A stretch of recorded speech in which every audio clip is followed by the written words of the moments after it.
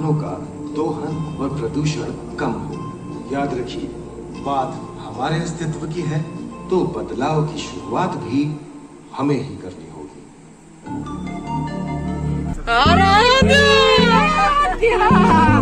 देख लो कैसे सब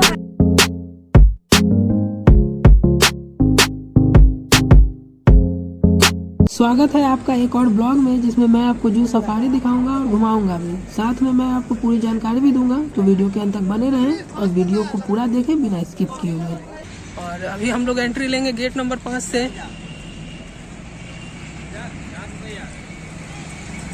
यहाँ पे मैं बता दूं, यहाँ पे 5 एंट्री गेट है, जिसमें से 5 से एंट्री है। और अगर आप कार से या बाइक से आते हैं तो आप गेट नंबर 4 में आप अपनी कार और बाइक को पार्क कर सकते हैं।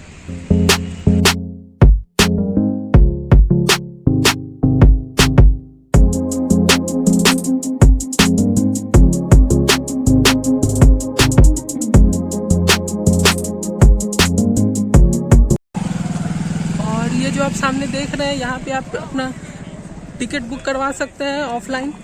मैंने तो अपना टिकट ऑनलाइन बुक किया था। मैंने लिंक नीचे डिस्क्रिप्शन में दे दिया है, जहाँ से आप अपना टिकट बुक कर सकते हैं। अंदर आने पर सबसे पहले आपको मिलता है इंटरप्रिटेशन सेंटर, जिसमें आपको अर्थ इवोल्यूशन और ह्यूमन इवोल्यूशन के बारे में बताया जाता है। साथ ही साथ आपको जू में कौन कौन से जानवर देखने को मिलता है वो भी है। इसके बाद आगे बढ़ने पर आपको मिलता है 180 डिग्री का थिएटर, जिसमें आपको ओशियन और समुद्री जीवों के बारे में जानकारी दी जाती है।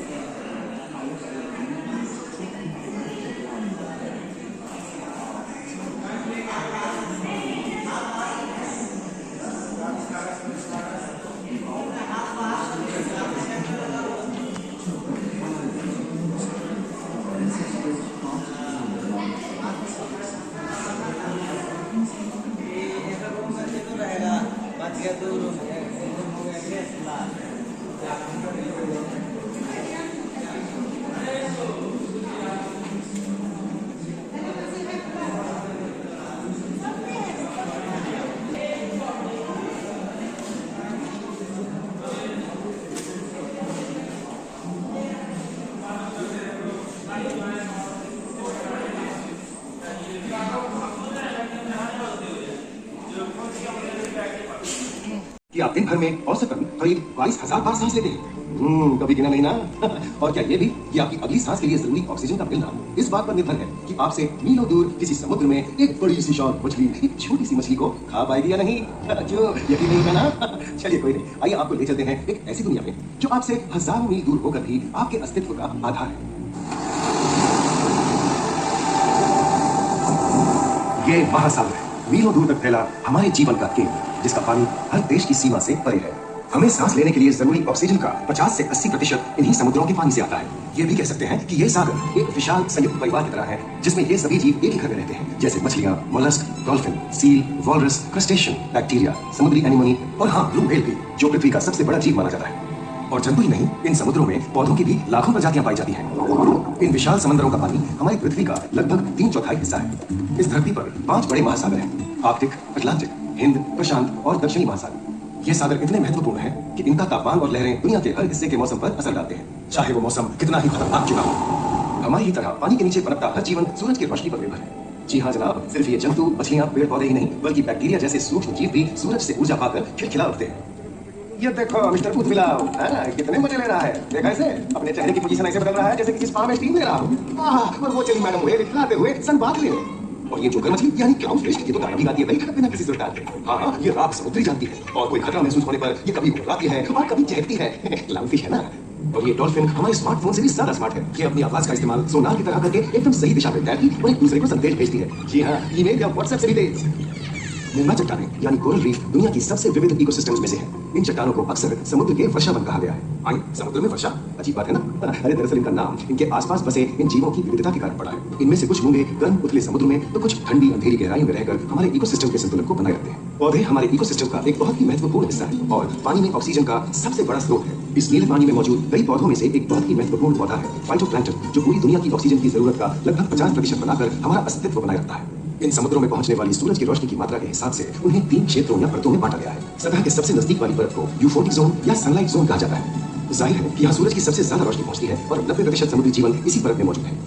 अगली गहरी परत को डिस्पोटिक जोन या ट्वाइलाइट जोन कहा जाता है। इस परत तक सूरज की सिर्फ 1% रोशनी पहुंचती है, जो पौधों के जिंदा रहने के लिए काफी नहीं है। तीसरी और सबसे गहरी परत एफोटिक जोन या मिडनाइट जोन है। यहाँ सूरज की रोशनी बिल्कुल नहीं पहुंचती। ये परत पूरी तरह से अंधेरी और ठंडी होती है, बिल्कुल किसी हॉरर मूवी के सीन जैसे। ये कई जगह पर इतनी गहरी होती है कि यहाँ आसानी से माउंट एवरेस्ट जैसे ऊंचे पहाड़ भी समा सकते हैं। और इसकी सबसे गहरी जगह है प्रशांत महासागर में मरियाना ट्रेंच। महाद्वीपीय तटों के साथ लगे उथले समुद्री इलाकों तक पहुंचना आसान है, लेकिन ये समुद्र का सिर्फ 10% है। समुद्र की गहराई जितनी बढ़ती जाती है उतने ही वहाँ के हैरत अंगेज जीव जिन तक पहुंचना मुश्किल होता जाता है। ये समुद्री जीव पहले तो अपनी खूबसूरती से आपको छलते हैं और फिर अचानक एक खतरनाक रूप ले लेते हैं जिनसे बचना मुश्किल ही नहीं नामुमकिन है। और ये क्या, अचानक ये रोशनी कहाँ से आई? ओहो, ये तो जेलीफिश का झुंड है जिनकी रोशनी एकदम डिस्को लाइट की तरह लगती है। वाह, ये बिना बात अब सभी बड़ी छोटी मछलियां इन चमचमाती डिस्को लाइट को देखकर पार्टी करने आई। और फिर यही रोशनी उन्हें बेरहमी से पहुंचकर उनका शिकार करके अंधेरे में वापस गायब हो जाएगी। लेकिन सभी शिकारियों को छलावे से रुकाना नहीं पड़ता। सबसे घातक शिकारियों में से है शार्क, जैसे ग्रेट व्हाइट और टाइगर शार्क। शार्क आमतौर पर सूरज ढलने के बाद अंधेरे में शिकार पे निकलती है समुद्री जीवों का यमराज बनकर। आज तक शार्क की 500 से ज्यादा प्रजातियों का पता चल चुका है। ये हर तरह के खुले महासागरों में, मूंगे की चट्टानों में, आर्कटिक की बर्फ के नीचे और समुद्र की अंधेरी गहराइयों में पाई जाती है। और ये है समुद्री घोड़ा, जो तबड़ तबड़ नहीं छप छप छप करता है, यानी दौड़ता नहीं तैरता है। हमने इन समुद्रों के बारे में बहुत कुछ जाना है, पर अभी भी बहुत कुछ जानना बाकी है। ये सागर गहरे और विशाल, ठंडे और अंधेरे में डूबे होते हैं। इन गहराइयों में पनपने वाली 17,000 से अधिक प्रजातियां मानो किसी कल्पना से कम नहीं। किसी खूबसूरत एंजल की तरह दिखने वाले जीवों के साथ साथ न जाने और क्या क्या देखने को मिले। इन विशाल सागरों के इकोसिस्टम इनके बाहर तक फैले हैं, खारे पानी की खाड़ियां, समुद्रों, समुद्र तटों और नमकीन दलदली इलाकों तक। मानव जाति दशकों से प्लास्टिक, जहरीले रसायन, तेल और ऐसी कई चीजों को पानी में बहाकर समुद्रों को नुकसान पहुंचा रही है। कई समुद्री जीवों या मछलियों की दर्दनाक मौत और उनकी इस तड़प का जिम्मेदार हमारी मानव जाति ही है। पिछले कुछ दशकों में वैज्ञानिक पैमाने पर सामने आए खतरों में से एक बड़ा जलवायु परिवर्तन है, जिससे महासागर गर्म हो रहे हैं और ग्रीन हाउस गैसों की अधिकता और ऑक्सीजन की कमी के कारण इन समुद्रों का अम्लीकरण हो रहा है। सागरों के इस तरह गर्म होने से पानी का स्तर बढ़ गया है और बर्फ की चादर पिघल रही है। इस विनाशकारी बदलाव के परिणाम स्वरूप समुद्री जीवन खत्म हो रहा है और पूरे इकोसिस्टम के लिए ऐसे खतरनाक हालात हम ही पैदा कर रहे हैं। हमारी आने वाली पीढ़ी का भविष्य इस बात पर निर्भर करता है कि क्या हम आज अपने निजी जीवन से प्लास्टिक को हटाने जैसा छोटा कदम उठा सकते हैं, या फिर हम बड़े स्तर पर सख्त नियम बनाकर उन्हें लागू करें, जिससे समुद्री संसाधनों का दोहन और प्रदूषण कम हो। याद रखिए, बात हमारे अस्तित्व की है, तो बदलाव की शुरुआत भी हमें ही करनी होगी। हाँ हाँ,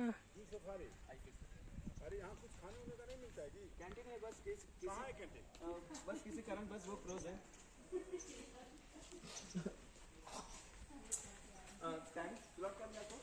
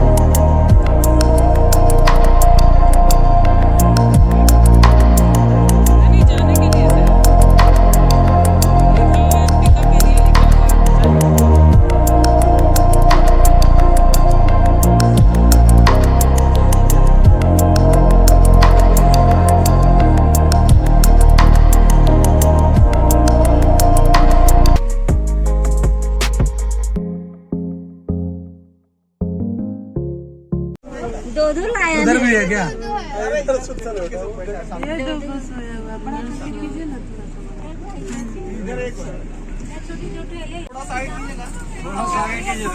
थोड़ा सा आगे छोटी छोटी जल्दी कर फोटो ले। बस बस बस बस बस। वो आ रहा है, वो देखो देखो देखो बेटू देखो, वो देखिए संगीत आ रहा है, चलती चलती आ रहा है, देखिए देखो देखो देखो सुनो देखो, लाइन देखे सुना। हाँ उठाओ हो रहा है पानी नहीं वाला, ये देखो आ रहा है। अरे अरे अरे अरे अरे जा जा जा। तो सचिन खेल रहा अरे अरे अरे अरे देखो देखो कैसा है बेटा। देखिए अब मुँह किया इधर, में देगा अब मुँह किया इधर, मुँह कर लिया, मुँह कर लिया। देख लो कैसे से सब हो रहा है। अब इसको भी उठा उठा उठा उठा उठा ना रे, उठा उठा उठा। कितना बदमाश है, दूसरा को उठाने में लगा है।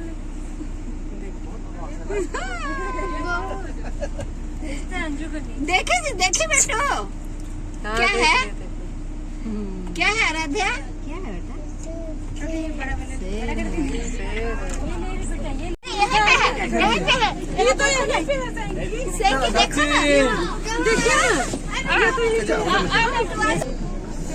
देखिए यहाँ हिरन है।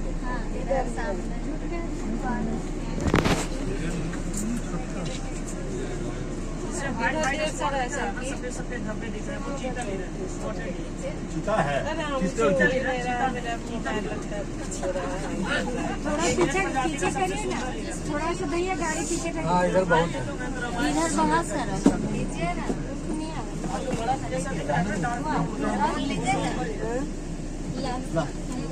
जिनको ऊपर सिंह दिख रहा है वो उनके मेल है और बिना सिंह वाले फीमेल। उठ के खींचे ना, पानी पीने जा रही हूँ।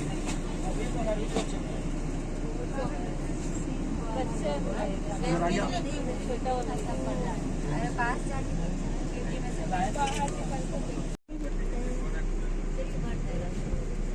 इसको काटता है मतलब फिर हो जाता है। हाँ उसको मत मना किए थे, हमारे को मना कर रहे हैं।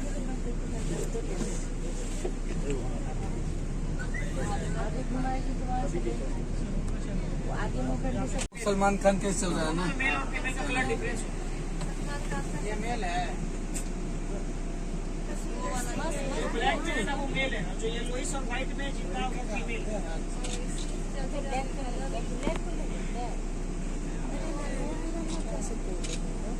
मतलब ये सब खेले रहता है ना।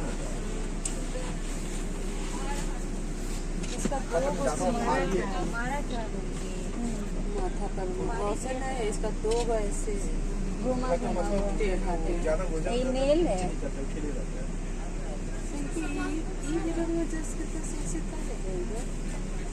वो अपना एक्टिंग दिखा रहा है, भाग नहीं रहा है वो। नहीं भागना नहीं भागेगा, एक्टिंग में खड़ी है, दिख रहा है